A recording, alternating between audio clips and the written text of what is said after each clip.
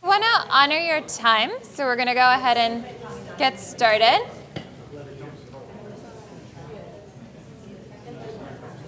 So this session is called Designing PBL Units for Deeper Learning. And what we're going to focus on is one really concrete way you can bring deeper learning into your PBL units. And just so you know who I am, I'm Alix Horton. I'm the literacy coach for New Tech Network. I think I've talked to a lot of you. Yay! I talked to a lot of you, but some of you I haven't met yet. And I have a couple of lovely co-facilitators, so I'm going to have them introduce themselves. So I'm Erica Snyder. I'm a digital learning designer, and we've got... All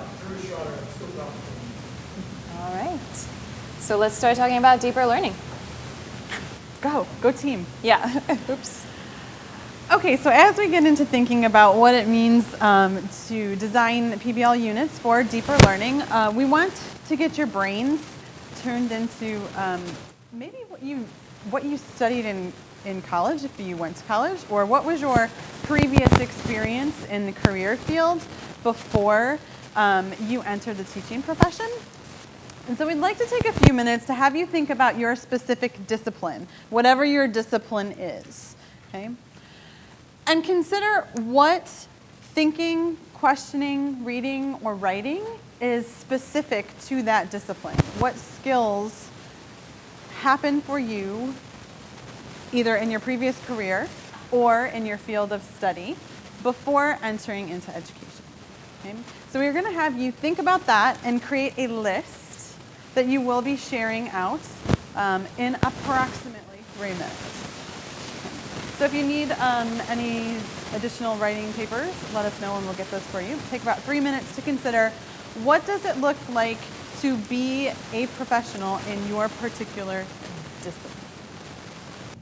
So what we're going to do is have you do a little think. You've done your think. We're going to do the pair and the share. And we're going to ask you to find someone who has a different discipline than you do and share your list with them. When we come back together, we're going to ask for you to share out some of the differences that you heard between your discipline and another discipline. So we're going to give you about 5 minutes to find someone of another discipline, share your lists, and think about what are the differences between what you heard in your discipline and their discipline. And if you need to move. Yeah, so to keep you moving, I'd share that there's some recent research out there that shows that sitting may be just as bad for you as smoking. So for those of us who just sit all day, so you might stand up and move around.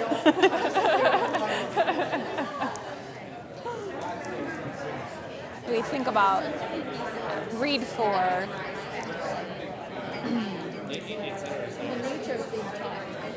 Yeah. And as you're finishing up, find your way back to your seats, thinking about a difference you heard.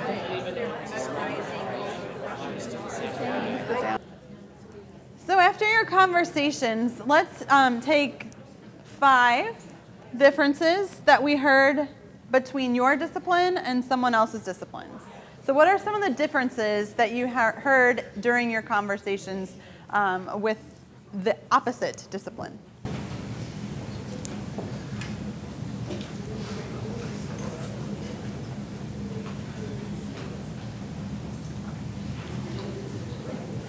There's a hand. Fix that.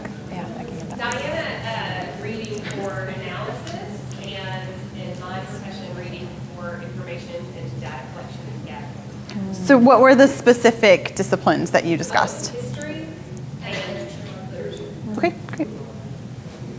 Others? English design. Mm-hmm. So with Carol's discipline, it's much more fact-based. Her description was it's not nearly as interesting. For the science, the science? It's not written to be entertaining. Right. It's written to put you to sleep. Right, but yeah, nonfiction is not written to be entertaining necessarily either. So there's still analysis involved. There's still, questioning involved. There's still writing about what you've learned involved. So there's differences, but they're similar. Okay. Additional differences that you heard? Thank you. for the nature of our schools a little bit, and while like small school versus a big school, you think, oh, there are huge differences. Direct instruction is still direct instruction. Direct instruction. That's practice, and even if our disciplines are different, our school size is different. So the irony is, if someone's lecturing and everybody's passively quiet, thinking that's just what. Any others? Yeah. We talk about ways of thinking, whereas an inquiry into what does our professor want to read to think. Always playing the game of what is their thought, ideology, and kind of playing into that to get a great way to get through college. So that was sort of probably similar to your game of college, ways of thinking. Yeah.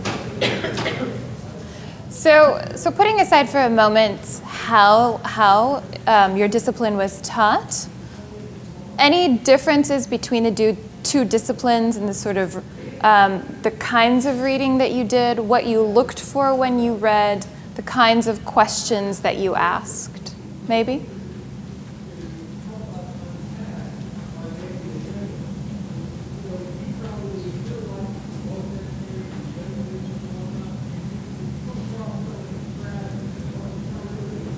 Yeah.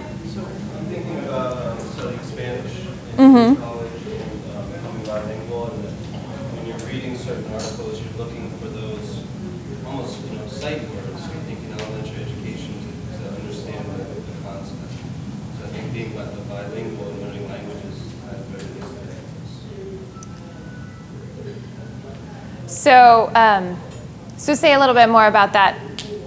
So there are different ways of reading in the two different languages, or? It's almost when you're learning a second language, Uh-huh.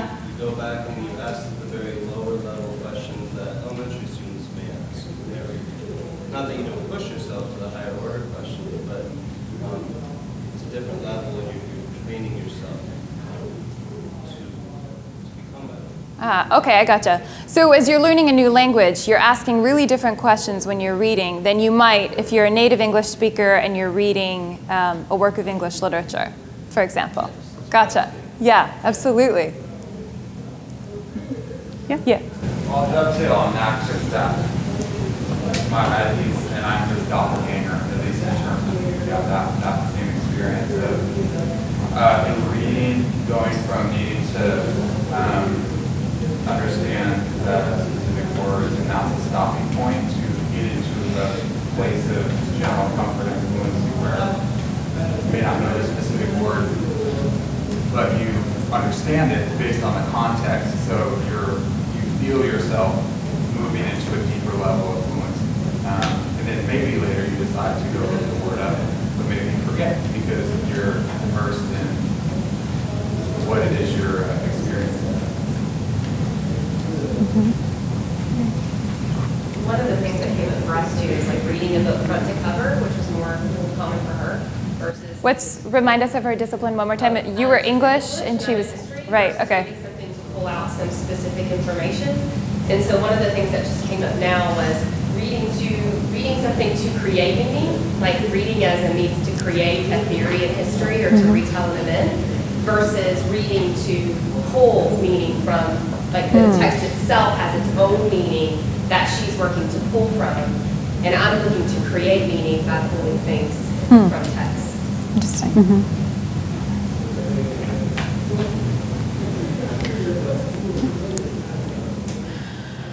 So as we move through looking at deeper learning, what we want to really have you think about is what are the ways in which your students are, or maybe are not, depending, thinking, reading, writing, questioning, and speaking through the lenses of different disciplines. So what does it look like really to write as a scientist, or read as a scientist, or as Crystal said, to read something from the perspective of a historian, to create meaning versus front to back to tell the whole story. Okay? What does it mean to ask questions in science? What does it mean to ask questions in math? And what does that look like? And so we're going to ask you to think about your learners, and are your learners showing those skills and dispositions through all of the different disciplines? And what is your evidence of that? Okay, so keep that in mind.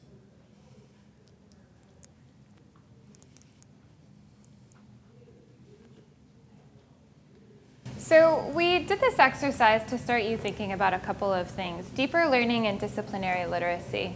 So recently in education and research, especially literacy research, but elsewhere too, and in our network, there's been a shift to think about these two things. So disciplinary literacy, I'm just going to define as the ways of both processing and outputting, if you will, information that are specific to a discipline. So we can think of reading and writing, but also other ways of both processing and putting out information that are different from another discipline. When we think of deeper learning, we think of there's a lot that goes into deeper learning, but there are kind of three things that we think about. One is mastering core content.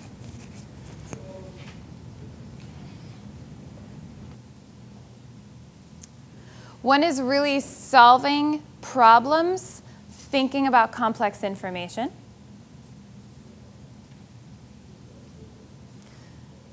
And the last one is communicating powerfully and effectively.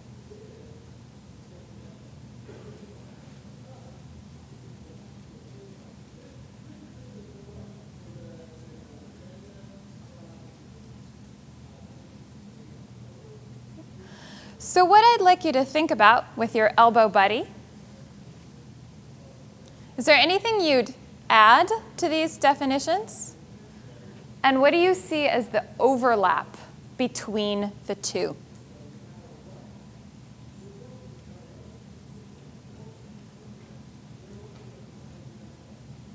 Tough question. Time to go abstract.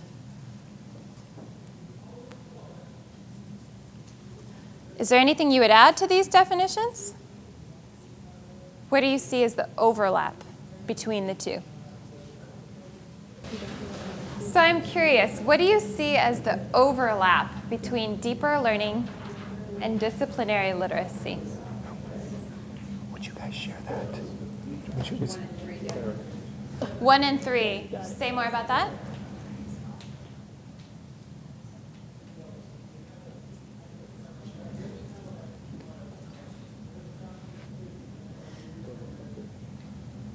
So in some ways, disciplinary literacy is about mastering core content and communicating. Right. Yeah. Well, you have to have the literacy in order to do something that you can't do anything unless you have something. You can't master full content unless you understand what you're reading. Yeah. Right. I maybe saw some hands here and here, maybe. Yeah. Well, we were just going to second that. That's what we were talking about. You have to have the structures in place to be able to do that. We're always thinking about scaffolding up, but if we're going deep, maybe it's scaffolding down. Mm-hmm. Where are they at, and then going back much deeper. Say a little bit more about that, but about scaffolding down, meaning scaffolding to help them get deeper into content? Right. Interesting. Yeah. But What? down. Yeah, down. I'm gonna keep that phrase in mind. All right, one last thought. Yes. We kind of looked at it a little differently in the sense that so I teach math. Yeah. I tell my kids I don't really care if you remember the quadratic equation in 10 years, but I do want you to still have critical thinking skills, and it's one of the ways we teach that is through mathematics, is a specific way that you can go through that process. So it was really interesting to see the two types of learning and literacy broken up into these characteristics. Mm-hmm. So just to clarify, did you see this sort of critical thinking skills as an overlap between the two? I just wanted to clarify. Mm-hmm. Okay. Yeah. One last thought. Yes. Well, I teach math as well, and I was having a hard time separating the deeper learning from the disciplinary literacy. Yeah. I almost wanted to put disciplinary literacy at number 4. That's really funny. And this came up in the other session too. Was there anybody who just wanted to squish the two circles and basically just say they're the same thing, and if there's there's not a lot of difference potentially. Yeah, interesting. Okay, very last comment. Yes, because I want you guys to see this in action. Yeah. I was thinking that regardless of discipline, for every discipline, perhaps the deeper you go, there is some application of creative element beyond analysis. Mm-hmm. So, there's reading or deep learning for understanding, and there's learning for application, and that to me would be deeper. And that can be applied to any discipline, whether it's mathematics, whether it's philosophy. So an application piece that shows that you've mastered it and you can think so deeply as to be creative with it. Yeah, so I think I think I'd agree that there's probably some similarities to application, but also that application might look really different in one discipline than another. Yeah, what you've got me thinking now is that, because I think we think about like smooshing the circles together, but I also feel like what you're saying is that application part that kind of exists beyond disciplines is where they are actually distinct, right? That disciplinary literacy kind of gets you to a point where you can maybe do some of these application pieces. So I almost heard you talking about kind of what might actually exist kind of in this part over here, that's neat to think about. So how do we get kids to do this, and how do we assess it within PBL? One concrete way to get kids towards deeper learning and to disciplinary literacy is an IAct. So just a reminder of what IAct stands for. It's an independent assessment of knowledge and thinking. We see it as an umbrella term for literacy tasks, and also I know a few of you in the room are piloting college-ready assessments. So we see it as an umbrella term for literacy tasks and college readiness assessments. And we really see these as a way, not the only way, but a way to bring deeper learning and disciplinary literacy into your projects. And we have a tool, thank you. We have a tool to assess an IAct with that allows you to see, or at least begin to see, whether that IAct really gets at disciplinary literacy and whether or not it really gets at deeper learning. So that's coming around. It's also linked in the project briefcase if you'd like the electronic version. But we thought it might be nice to have paper. Yeah. So that's coming around.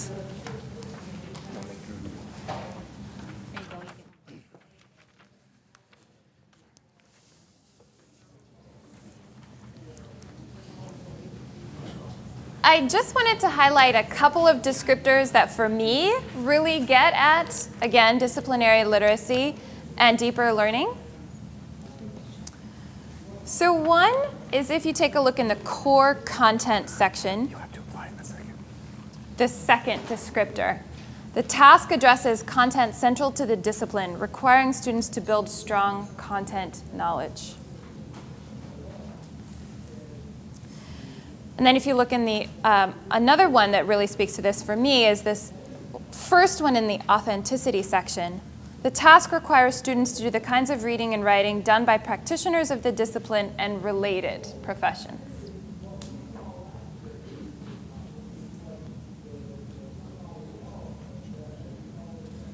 So what we'd like to do is practice assessing a task to see if it's quality, to see if it gets at disciplinary literacy, to see if it gets at deeper learning. So here's a sample science task. It's for an 11th grade chemistry class. They covered a lot of content with this. They used it as a way to talk about hydrocarbons and the chemical structure of hydrocarbons. A little bit on sort of liquids and gases. They did some balancing of looking at chemical equations and balancing chemical equations as well, just for a little context.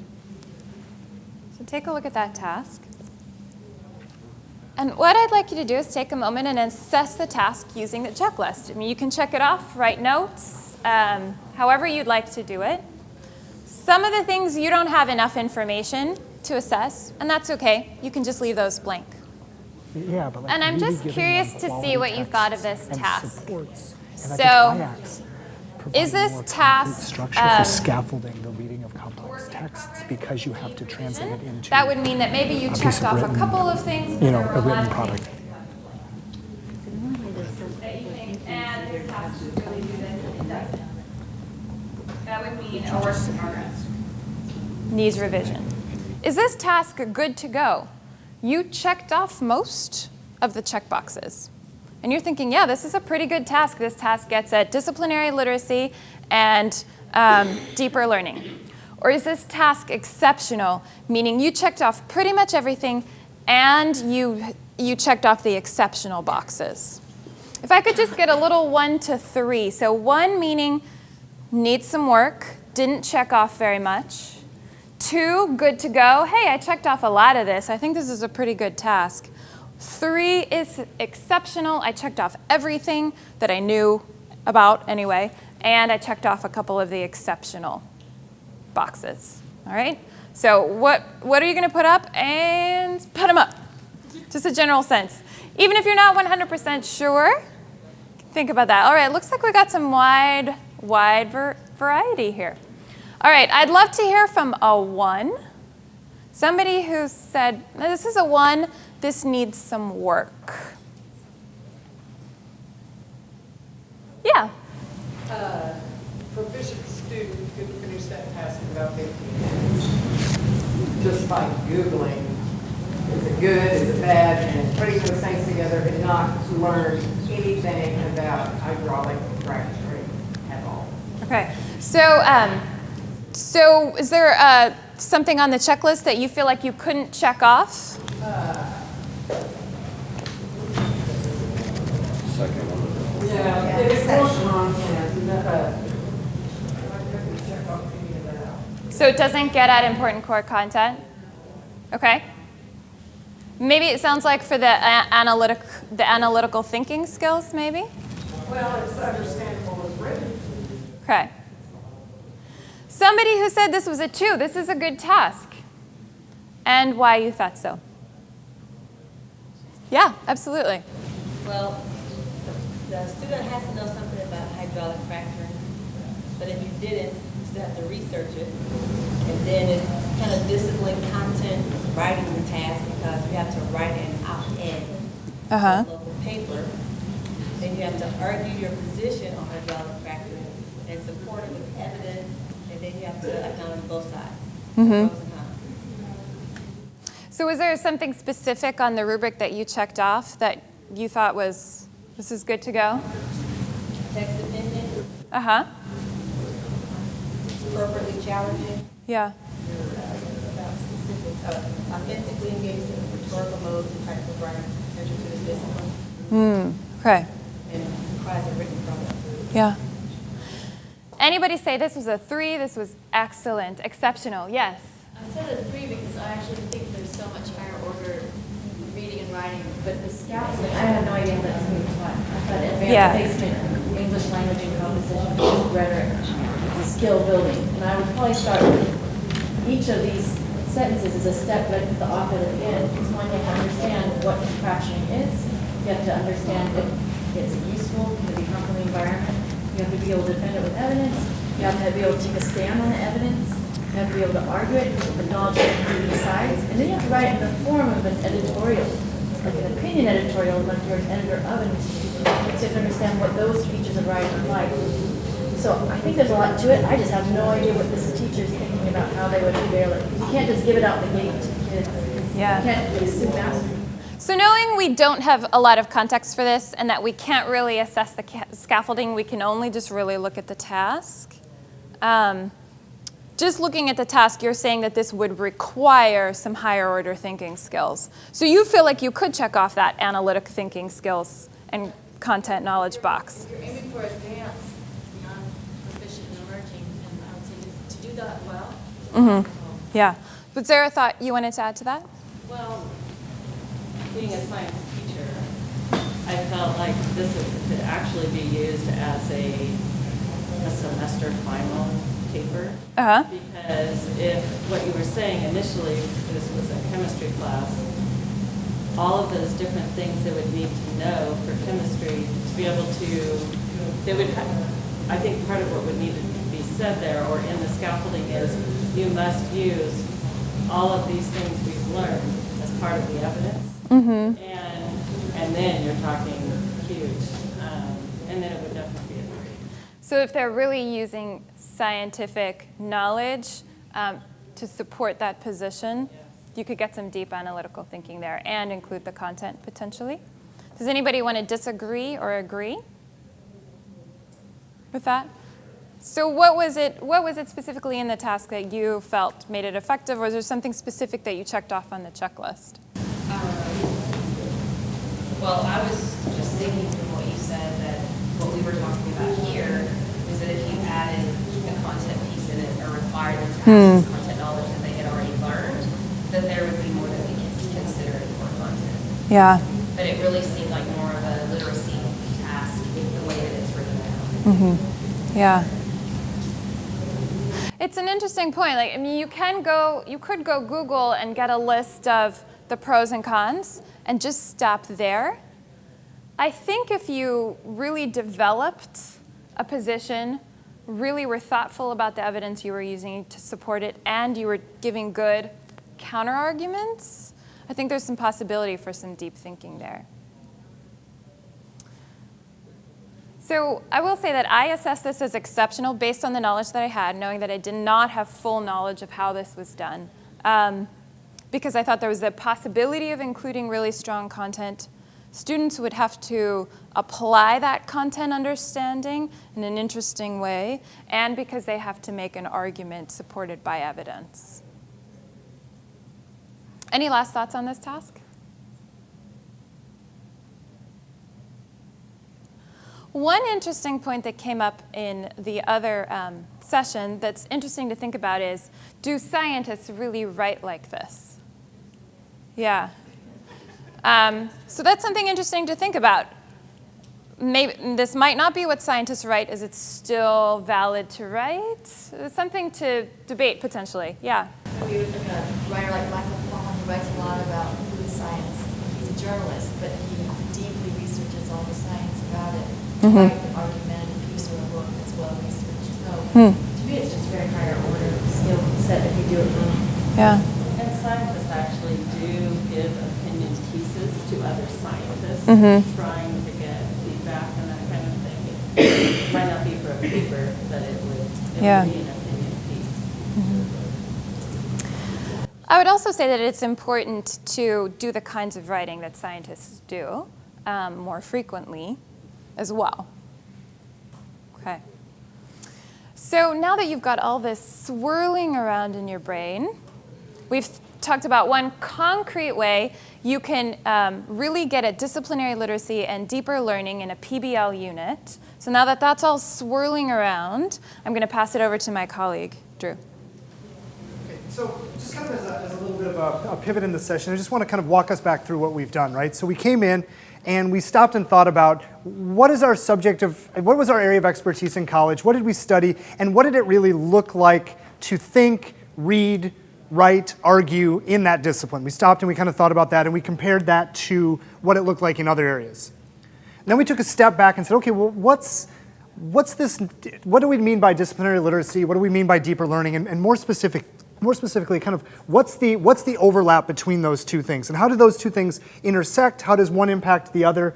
And from there, we talked about a very concrete way that as a network, we feel like we can really interject that intersection between disciplinary literacy and deeper learning in a way that we can see evidence of with students through these IACTs, through the college ready assessments, through the literacy tasks. And we actually went through an exercise because I think what really surfaced in the conversation here and in the conversation we had last time is just how vital the task is and how vital kind of the design of that is to what you ultimately get out of students and what students are ultimately able to produce, how dependent that is on the task. And what I loved the way that you broke down the op-ed piece, because I was grappling a little bit after the first group came through about whether or not scientists would really write an op-ed piece and whether that was sort of lowering the bar around the critical thinking.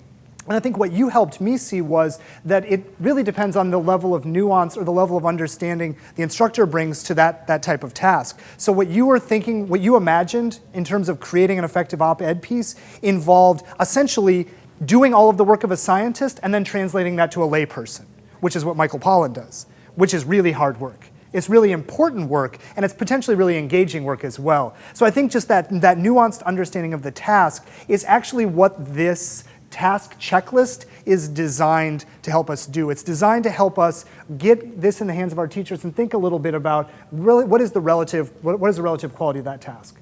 And then the last thing we did is we actually assessed one of these tasks. Just one, take this little checklist for a test drive. See what we see when we look at it. See what we maybe understand about effective IACTs as a result of looking at that. So what questions do you have right now? What are you thinking about right now at this moment? Yeah?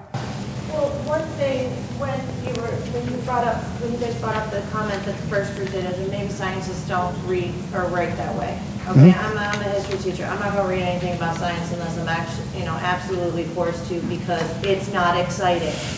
So maybe we're training the next generation to write something that non-scientists would actually want to read.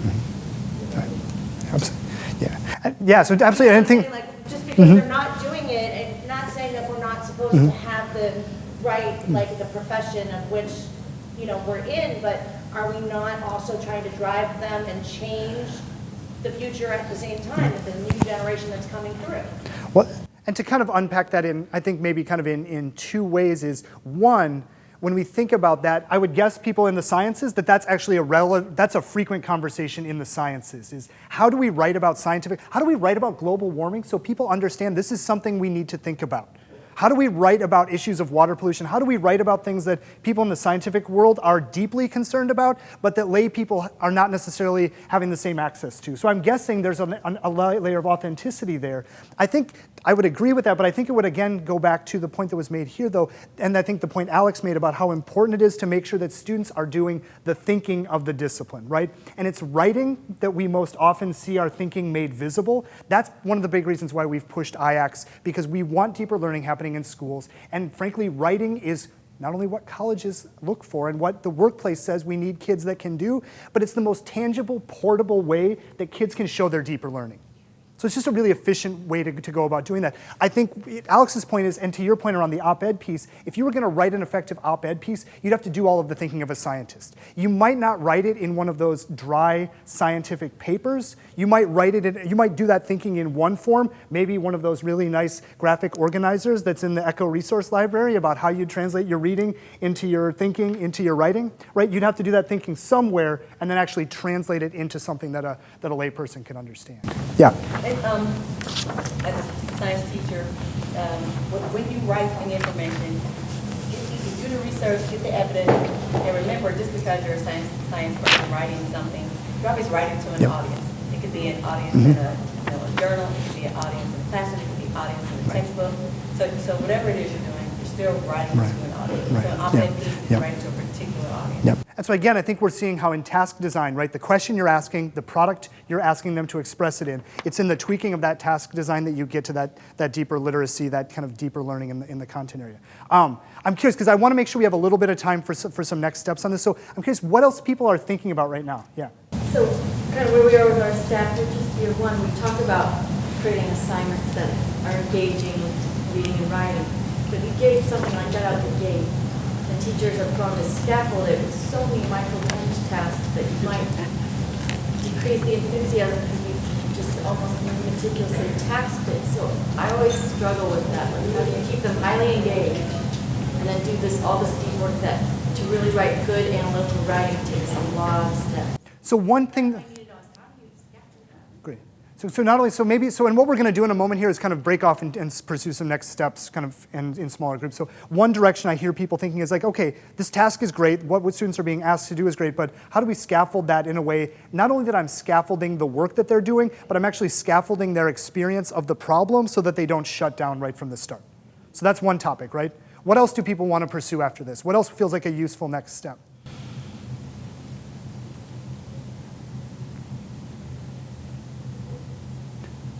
So I'll say, yeah.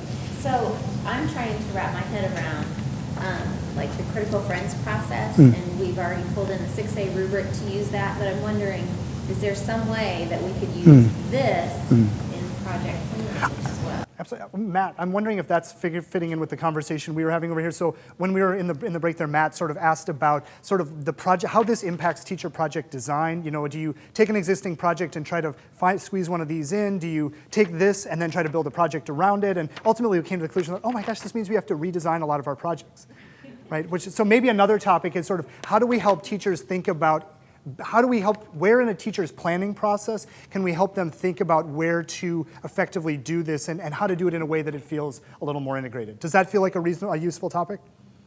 Anything else that kind of feels, as you think about just like where we've been so far and where you need to go next, what feels like a useful next step? Yeah. At this table, we were talking a little bit about disciplinary literacy and what that might look like in early elementary. So I think probably gathering examples and talking about scaffolding and going even further. Sweet. Would you be willing to do that? It's on the chart, so this is that this is your guys' team. I'm happy to come chat about that. Yeah. So I'll also say one of the things that we had you do is actually evaluate a task using this just to see whether it's kind of where it falls on that scale. And we had sort of scores across the room. Do you feel like you're pretty much experts at this now? Is this something that it's worth being good at as an instructional leader in your building? Is it worth being fairly good at assessing the relative quality of these tasks? There you go, distributed leadership. So I would say an anticipated next step that we had for you all would be that you might want to take another pass at using, and just engage in some deliberate practice. Take this and actually take another spin at assessing another task or two or three. Either we have some that we pulled that are some good examples to tease out different elements of this. We also have some that we could also encourage you to go back into your home school and look at some from your teachers there. So that's kind of an additional next step. So looks like the options we've got here is, and I'm going to have you have to decide in a minute which one you're going to do and then go to that area. So I'm going to describe them, and as I'm doing that, you're going to be thinking, I'm going to do. So the first one is, how do you scaffold the writing in a way that engages in the overall process? So how do you scaffold that piece, that initial question we asked? The second one that we're going to talk about is, how can I use this tool to impact teacher project design? Where in the planning process can I effectively use that, right? So how do we actually use something like this to impact the projects teachers are designing? And the last one is, what does disciplinary literacy look like in an elementary context? The fourth option is to engage in some additional task design, or task assessment. Sound good? Does everyone know which one they want to do? Just give me a quick nod if you do. Okay, so how many people are going to do the first one? How many people want to? 1, 2, 3. Okay, so I'm going to have those kind of go into this table up here just because we'll kind of move to that end of the room. How many people want to talk about a tool to impact teacher project design? Okay, I'm going to maybe move, since we'll maybe move to that back corner back there. How many people want to talk about disciplinary literacy in elementary? I'm going to encourage you guys to go over to this table here. For the folks, how many people are planning on just doing some additional task assessment? Okay. I might actually have you guys kind of congregate at that table back there so you can have a little conversation together. I apologize that we don't have a ton of time for this, but if we move quickly, we'll be able to get into it a little. So there's not a lot of time, so I would encourage us at the beginning of a conversation, and maybe by the end, try to have someone you want to touch base with during the break or the rest of leadership, knowing that you won't fully address this question right this very second. And to do the final bow in the session, yeah, I just want to hear one next step that came out of this conversation, just one, and then I'm going to say go. Okay, one next step from one brave soul. Yes? One brave soul. Literacy task, my understanding was literacy writing across content, and our teachers were trained last year. It's just that's not something that I made the connection with project-based learning or in a project briefcase to have a literacy task. So that's something to move toward to make sure a literacy task is a piece of it. All right, sounds good to me. Bye, everyone. We are happy to continue conversations.